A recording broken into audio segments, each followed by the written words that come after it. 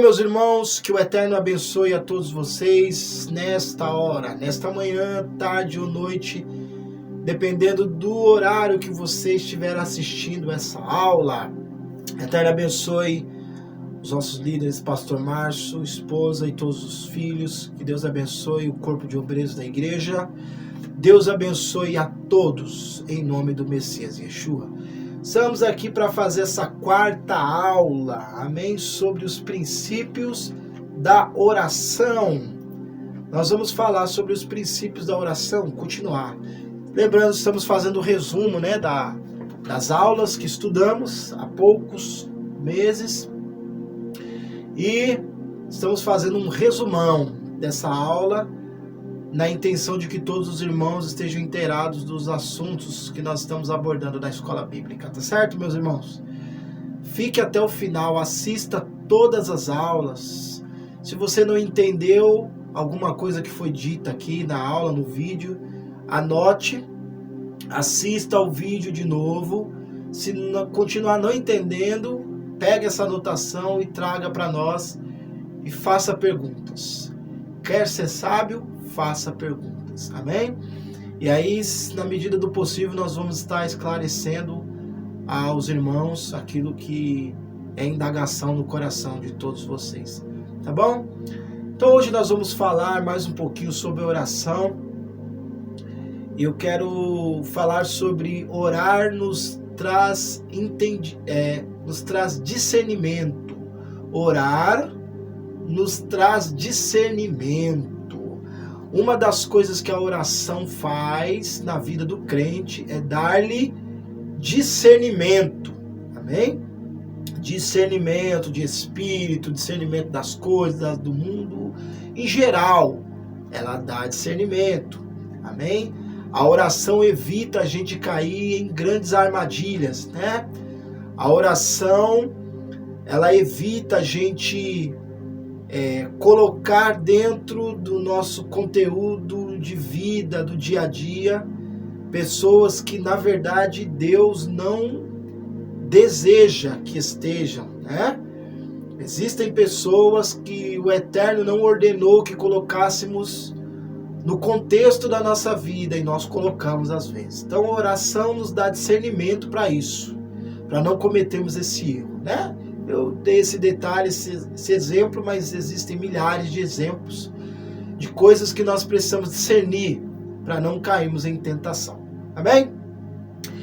O nosso texto vai ser sempre Tessalonicenses, a base, né, do nosso estudo está sendo Tessalonicenses, primeira carta de Paulo aos Tessalonicenses, no capítulo 5. Tá certo? Hoje eu quero trazer aqui o verso 3 até o 8 para os irmãos, para nós meditarmos aqui. Eu gostaria que sempre você não só assistisse e ouvisse o vídeo da aula, mas que você acompanhasse com a Bíblia, um papel e uma caneta para você anotar, amém? Por mais que você possa assistir os vídeos de novo, mas é bom você anotar tantos textos, aquilo que é falado, anotar suas dúvidas, ou aquilo que você compreendeu, anotar num papel. Porque vale mais um papel e uma caneta na mão do que uma mente brilhante. Amém? Nunca se esqueça disso. Ah, mas uma mente brilhante é uma bênção. É uma bênção. Mas a mente do homem pode falhar. Agora, um papel e uma caneta e algo escrito no papel com uma caneta não falha. Amém? Se escreveu lá, vai ficar lá escrito para sempre. A não ser que esse papel se perca e estrague. Mas se você guardar, vai continuar lá até sua vida durar. Amém? Então nós vamos aqui partir deste texto de 1 Tessalonicenses capítulo 5, versículo 8, versículo 3, versículo 3 a 8, tá certo? Vou ler para vocês. Quando as pessoas estiverem dizendo, tudo está tão pacífico e seguro, a destruição se abaterá repentinamente sobre elas, a semelhança das dores de parto que sobrevém à mulher grávida. E não haverá escape. Entretanto, irmãos, vocês não estão em trevas, para que o dia os tome de surpresa como um ladrão. Vocês são pessoas que pertencem à luz e ao dia. Não pertencemos nem à noite nem às trevas. Portanto, não se permitam adormecer, como os demais. Ao contrário, permaneçamos alertas e sóbrios. Quem dorme, o faz à noite. Quem se embebeda, assim procede à noite. Versículo 8. Pelo fato de pertencermos ao dia, permaneçamos sóbrios, revestindo-nos da confiança e do amor como uma couraça e colocando a esperança de sermos libertos como um elmo. Amém? Amados irmãos, deixa eu tirar aqui meu chinelinho, que ele está me incomodando um pouco. Queridos, vamos falar sobre discernimento na oração. Que a oração, ela traz discernimento para a nossa alma, para a nossa mente. Amém? O verso 3, quando Paulo fala aqui no verso 3, ele fala sobre o tempo da quietude no mundo. Amém? Sobre um tempo de paz. Mas na verdade nós sabemos que é um tempo de falsa paz. Amém? Nós vamos entender isso daqui a pouco. Amém? Ele vai falar assim, ó. Cadê aqui o versículo 10? Quando as pessoas estiverem dizendo, tudo está tão pacífico e seguro, a destruição se abaterá repentinamente sobre elas, a semelhança das dores de parto que sobrevém à mulher grávida, e não haverá escape. Veja que interessante que Paulo, ele vai usar duas palavras aqui, ó. Quando tudo está pacífico e seguro, ou seja, tudo está em paz e seguro. Só que Paulo, ele está se referindo a um mundo aqui. Talvez você possa até se perguntar, mas irmão Eide, quando tudo está em paz e seguro não é uma coisa boa? Claro que é. Mas Paulo está se referindo ao mundo. E nós sabemos que o mundo jaz no maligno. O mundo está morto no maligno. Messias e Yeshua falou isso. Se o mundo está morto, se o mundo jaz no maligno, então nós sabemos que toda paz que vier no mundo, toda shalom e toda segurança que se manifestar no mundo, se não vier do Messias, então na verdade é uma falsa paz e uma falsa segurança. E onde nós vamos entender isso? Quem vai entender isso quando chegar esse tempo? Porque este tempo vai chegar sobre a terra. Né? Esse tempo vai se manifestar com certeza. Paulo vai falar sobre isso. Jesus vai falar, os apóstolos vão falar sobre isso posteriormente. A morte e ressurreição do Messias, os apóstolos vão falar sobre isso. Quem vai discernir este tempo? Quem não vai ser enganado? Quem estiver orando. A gente não precisa ir tão longe. Como o texto está falando sobre isso, nós vamos abordar isso, logicamente. Mas a gente não precisa ir, dar um salto no tempo. O nosso tempo já tem sido assim. Vocês concordam comigo? Situações da vida nos mostram isso, que quem está orando não é pego de surpresa pelas más notícias. Quem está orando não é pego de surpresa pelo dia mau, né? A Bíblia vai dizer para nós nos prepararmos para o dia mau. Então, quem está preparado não vai ser pego de surpresa pelos dias maus. Paulo, ele até fala aqui assim, ó, que nós não estamos em trevas, para que o dia nos tome como surpresa, como um ladrão, né? Repentinamente, e nos assuste, e nos pegue de surpresa, e nos pegue despreparado. Não. Quem vai escapar desta enganação? Quem vai escapar dessa ludibriação do maligno? Porque quem vai trazer este tempo é o maligno. A Bíblia vai dizer isso, vai explicar claramente isso. Quem estiver orando. Então, orar nos traz discernimento. Orar vai nos livrar de tempos terríveis. Orar vai nos livrar de muitas confusões. Por exemplo, vou citar um exemplo claro e muito simples. Yeshua, quando iniciou seu ministério, uma multidão de milhares de pessoas o acompanhava. Ele poderia muito bem se empolgar com isso e dizer: já que Deus me deu toda essa multidão, vou chamar todo mundo para ser meu discípulo. É bom que eu tenha muito mais discípulo que os outros mestres em Israel. Porém, a Bíblia vai dizer que Yeshua, ao cair da tarde, Yeshua foi para um lugar reservado orar. E Yeshua orou do tardar, do cair da tarde até o início do outro dia. Ou seja, Yeshua, ele orou 12 horas. Para que Yeshua orou 12 horas? O texto vai explicar depois, os versículos adiante, que após ele descer do monte da oração, ele escolheu para si, dentre a multidão, ele escolheu 12 para ser seus discípulos particulares. Então veja bem, se você analisar de uma forma muito específica este texto, você vai descobrir que para a escolha de cada discípulo, o Messias Yeshua gastou 1 hora de oração. Se ele orou 12 horas, ele pode, estou dizendo aqui que ele pode ter gasto, talvez para alguns ele levou mais hora, por exemplo, para Pedro, né? Talvez para Pedro ele levou 1h30 ou 2, né? Que Pedro era o mais, sanguíneo do grupo. Mas vamos colocar aqui que ele usou 1 hora para cada discípulo que ele deveria escolher. Amém? Ele orou ao Eterno, porque o Eterno já tinha colocado no coração dele seus discípulos. E ele também já havia, no seu percurso, no seu início do seu ministério, ele já havia visto a atitude desses discípulos e a fé, a recepção do coração desses discípulos em relação ao que ele já estava falando e estava fazendo. Então, ele desejou, lógico, ter esses discípulos, mas também o Eterno colocou dentro do coração dele, porque Yeshua não fez nada, absolutamente nada, sem orar ao Eterno.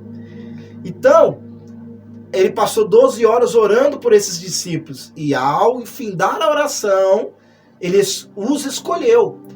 Então, ele poderia ter escolhido toda a multidão, mas ele orou para ter discernimento de quem ele deveria escolher. Vocês estão entendendo? Que a oração traz discernimento. Então, tudo, nós como cristãos, como servos de Deus, como participantes do ministério Batista Maranata, nós, os irmãos que têm ministério na igreja, precisam ser regados de oração.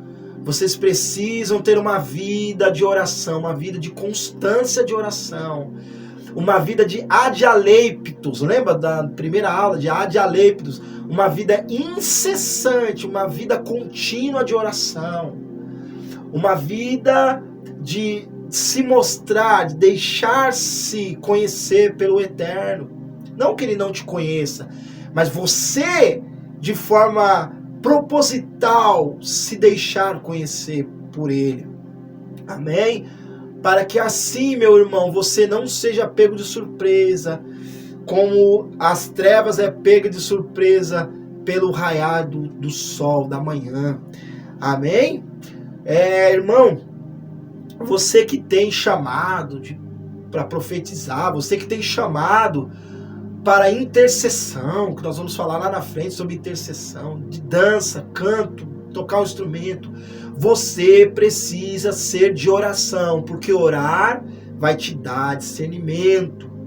Principalmente quem dirige culto, quem abre culto, precisa ser regado de oração, para ter discernimento do que falar, como falar, ao se dirigir aos irmãos. Tudo isso precisa de discernimento.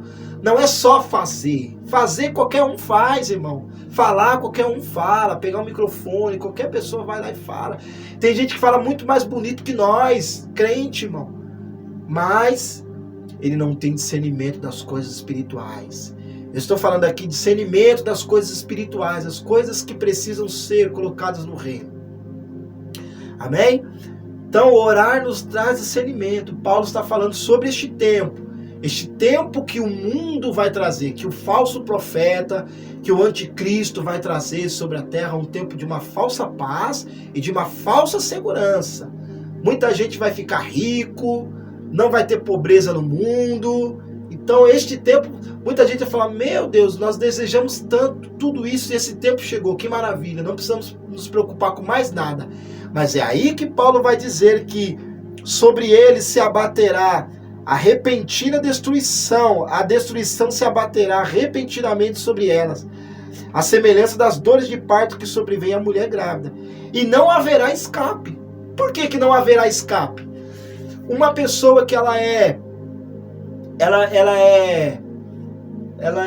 tomada de um espanto repentino, ela é pega de surpresa por um ataque. Você acha que a chance dela escapar vai ser quantos por cento dela escapar? 0%, porque ela não está esperando o ataque, ela não está esperando o roubo, ela não está esperando o assassinato, ela não está esperando a traição.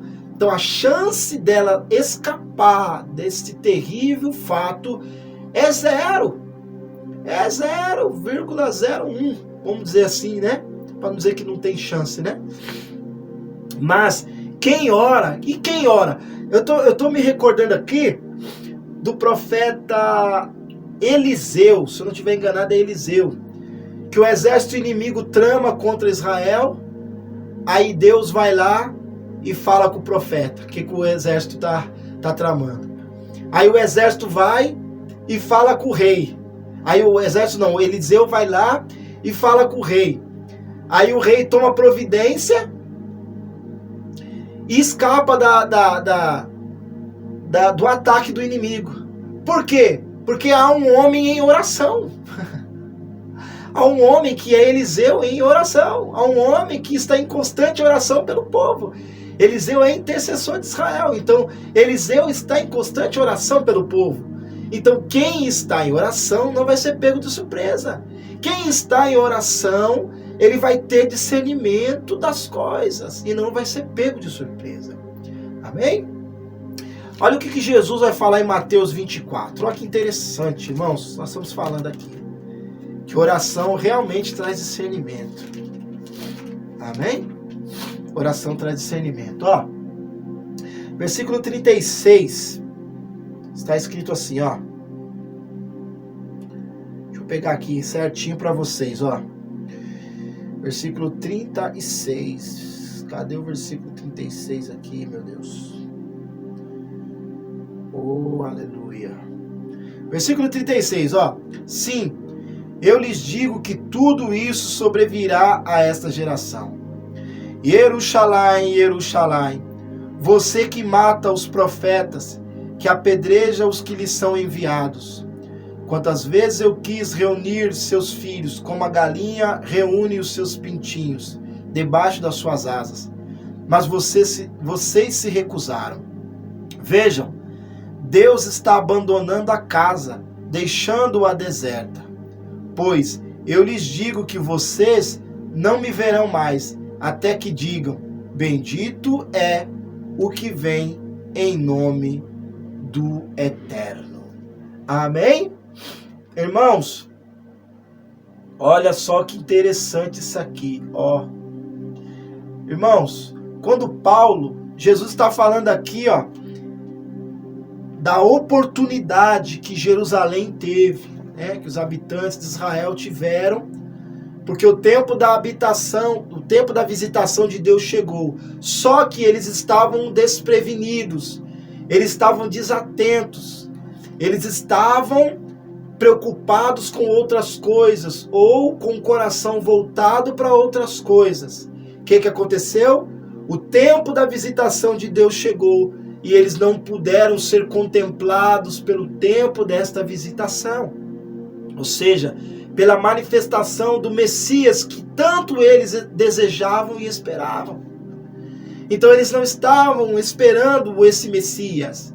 Eles não estavam esperando o Messias sofredor. Eles estavam esperando o Messias guerreiro, forte, grandão, bonitão, que viria em sua carruagem de ouro puro. Mas quando o Messias se manifestou numa jumentinha, né, humilde, manso, sofredor. Eles não o reconheceram porque a visão deles estava turva, porque a visão e o coração deles estavam nas coisas deste mundo, né? Estavam nos sinais do mundo, né? Na falsa paz, na falsa segurança. E aí quando veio o tempo do Messias, eles não entenderam. E é interessante que quando Paulo, ele vai falar sobre a repentina destruição,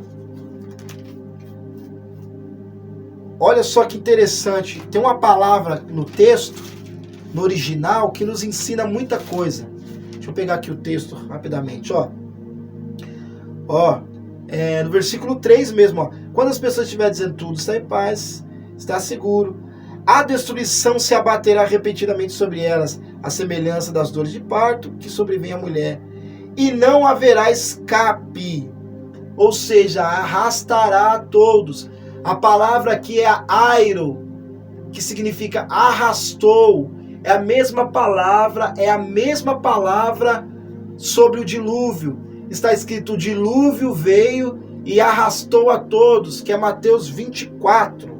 Deixa eu ver se é Mateus 24. Deixa eu ver se eu li Mateus 24 para vocês. Eu acho que eu não li Mateus 24. Acho que eu li outro texto para vocês. Calma aí. Desculpa aí, irmãos. Eu li outro texto para vocês. Deixa eu pegar aqui, Mateus 24, isso mesmo, eu li outro texto para vocês. Mas esse texto de Jerusalém eu ia ler mesmo. Acho que eu pedi para vocês abrir e li outro texto. Ó, Mateus 24, que ele fala do dilúvio, ó.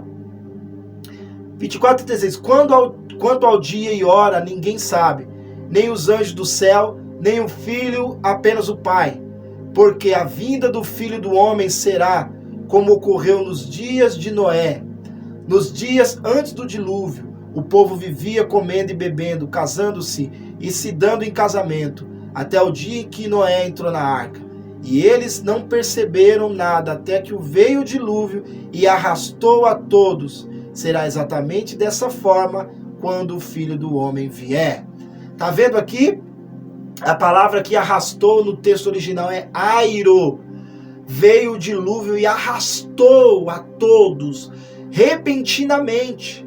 Você vê que Jesus, ele vai falar aqui, ó, a vinda dele será como nos dias do dilúvio, ó. No 38, nos dias antes do dilúvio, o povo vivia comendo e bebendo. Ou seja, havia fartura, havia prosperidade no mundo, havia abastança, havia de sobra, todo mundo tinha.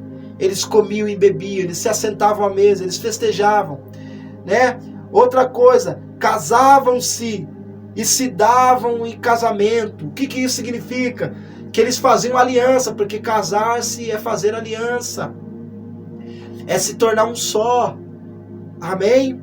Então o que eles faziam? Eles tinham prosperidade, tinham fartura e eles faziam aliança entre si por causa disso. Amém? Eles tinham, entre aspas, uma comunhão, vamos dizer assim. Tinha uma recíproca entre eles, uma mutualidade entre eles. Tinha uma aliança, eles eram unidos. Só que, irmãos, só que. É sobre isso que Paulo, ele está falando aqui, ó. Lá em 1 Tessalonicenses capítulo 5, versículo 3.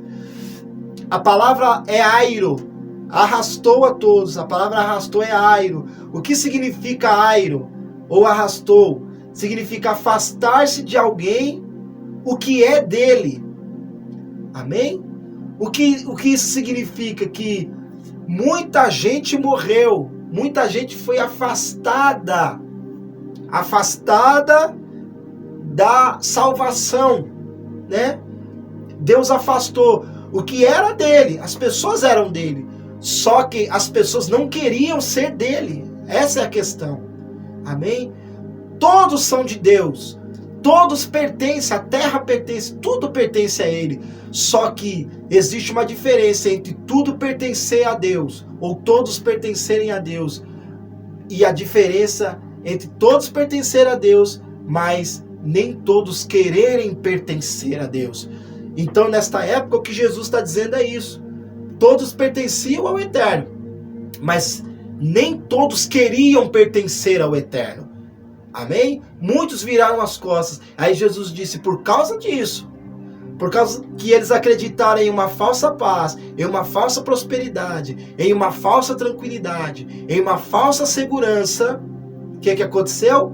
Veio o dilúvio e airou, arrastou ou afastou-se de Deus o que era dele, definitivamente. O que significa airo também? Airo significa tirar de entre os vivos pela violência.